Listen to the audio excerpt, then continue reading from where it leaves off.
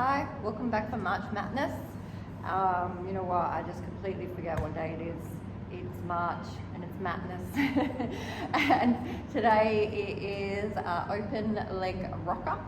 So I'm going to show you the legs facing you, and then I'm going to do the boot on my mat because otherwise it's uncomfortable. So Open Leg Rocker is you have your hands around and we open the legs like this. If you're able, you can have them straighter. Most people are able to just be bent leg, okay? So we have our legs open and curl the spine. Chin is on the chest, and we are going to roll back, and just naturally we'll end here. Roll back.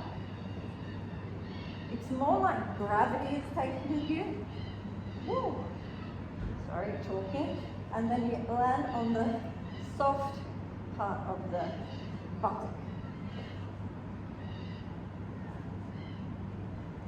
We'll do one more.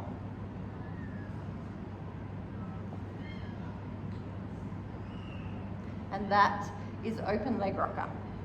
Thank you for joining me again. I'm Christina from Making Time for You Pilates. See you tomorrow. Bye.